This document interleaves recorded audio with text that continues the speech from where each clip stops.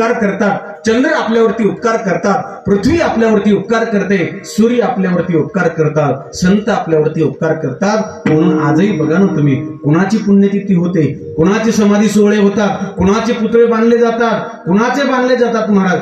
आजही 750 वर्ष झाले, 727 वर्ष झाले माझ्या ज्ञानोबा यांचा समाधी सोहळा साजरा होतो.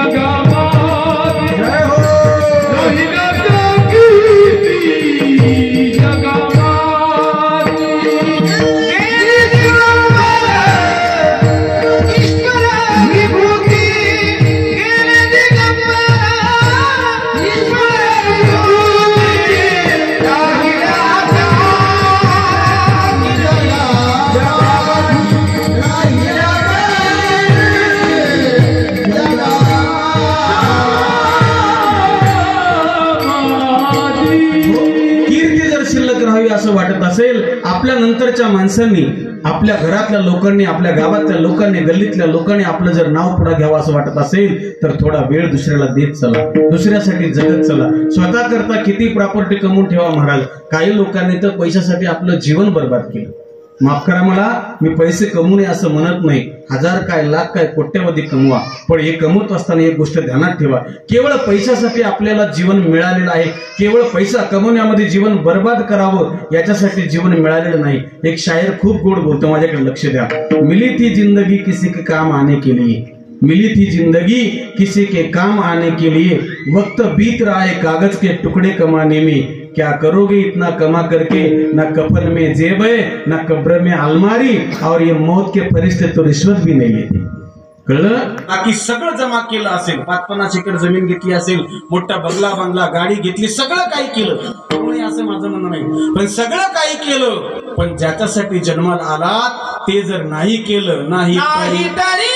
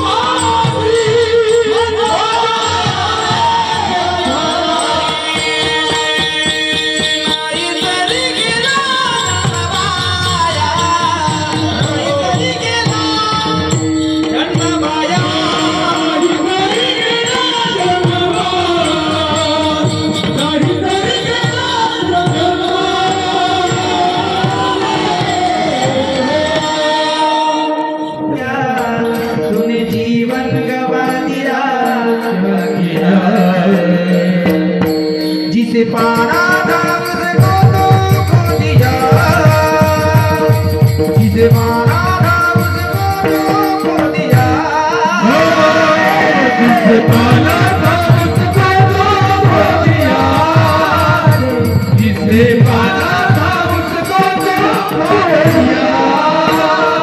क्या किया, क्या किया, क्या किया रे, क्या किया, क्या किया, क्या किया रे, तूने जीवन गवा दिया, जीवन गवा दिया, क्या किया रे, जिसे पाना था उसको तो खो दिया, जिसे पाना था उसको तो खो दिया,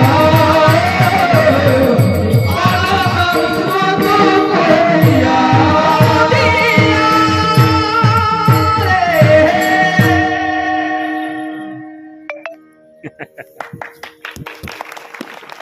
गाडेकर माझं काय वाजवलं, हा महाराष्ट्र माणसाला मोठा करतो महाराज. नंतर या महाराष्ट्राला ओळख होते, एवढं खपावं लागतं ना दादा.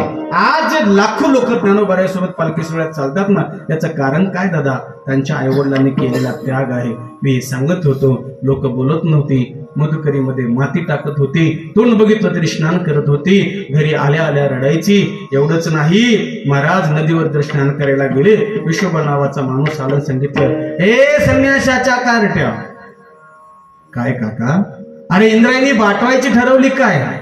माऊलीने म्हणावं, काका अरे सगळ्या जगाचं पाप आणि ताप घालवणारी ती इंद्रायणी आमचं दुःख आमच्याने अपवित्र होईल काका? जास्त बोलतो काय? अरे मारा त्या ज्ञानाला. आणि मग तिथले नदीवरच्या पोराने चिखल फेका, अंगावरती दगड फेकावे, कोणी मारावं, रडत रडत ज्ञानोबाराने घरी यावं. आईने जसं गाय वासराला बिलकते, हरणी पाडसाला बिलकते, जसं महाराज ज्ञानोबाराला बिलगावर विचारावं, माऊली काय आई, काय झालं रे बेटा? काय नाही आई, काकाने पोरांना मारायला लावलं. रोजचा त्रास सहन होत नव्हता. शेवटी एक दिवस असं झालं, रुक्मिणी आईसाहेब म्हणाल्या विठ्ठल पंतांना, का हो काय, हे किती दिवस सहन करायचं आम्ही? आमच्या लेकरांनी किती दिवस सहन करायचं? काय करू? जाऊन धर्मपंडिता पुढे काहीतरी न्याय मागा. आळंदीमध्ये गेले, सांगितलं धर्मपंडिताला आमच्या मुलाचं मौजीबंधन करून घ्या. त्यांनी सांगितलं, तुमच्यासाठी आमच्याकडे न्याय नाही, तुम्ही पैठणला गेलं पाहिजे. विठ्ठल पंत पैठणला धर्मपीठापुढे उभं राहतात. सांगितलं, मायबाप या गरीबाकडे लक्ष द्या, आम्ही गुन्हा केला, आमची चूक आहे तर आम्हाला शिक्षा द्या काहीतरी, पण आमच्या मुलांचं काय चूक आहे, आमच्या मुलांचा काय गुन्हा आहे? त्यांना धर्मामध्ये घ्या, जातीमध्ये घ्या, त्यांचं मौजी बंधन करा. तिथल्या पंडितांनी सांगितलं, गृहस्थाश्रमाच्या नंतर जर संन्याशानंतर जर गृहस्थाश्रम स्वीकारला असेल तर तुम्हाला एकच शिक्षा,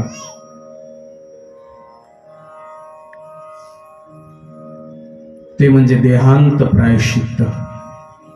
पत्र लिहिलं, पत्र विठ्ठल पंत घेऊन आले आणि आल्याच्या नंतर रुक्मिणी आईसाहेब विचारतात, चेहऱ्यावरचे भाव ओळखले आणि रुक्मिणी आईसाहेब म्हणाले, का हो काय काय काय निर्णय दिला?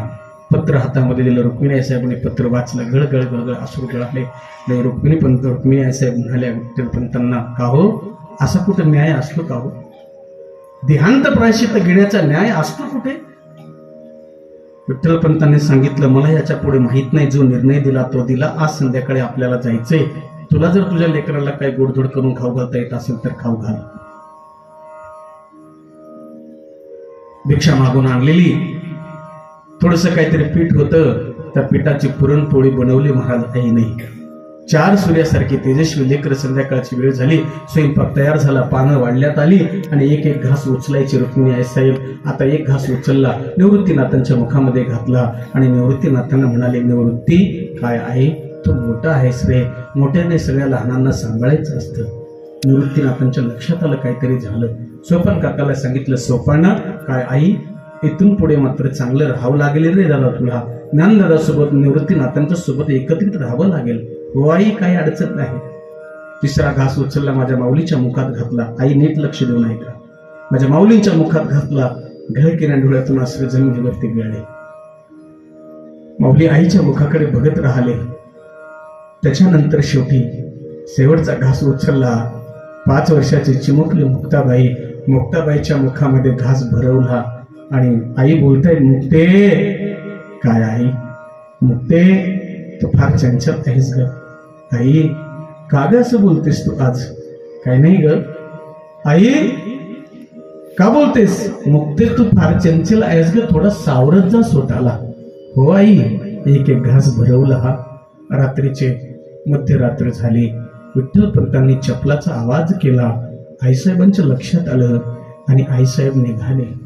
पण निघत असताना 4 सोन्यासारखी लेकरं झोपलेली झोपडीमध्ये दादा एका एका मुलाजवळ जाता, पटापटा मुक्के घेतात. शेवटी मुक्ताई जवळ आले. मुक्ताईच्या डोक्यावरून हात फिरवला आणि आईने आणि वडिलांनी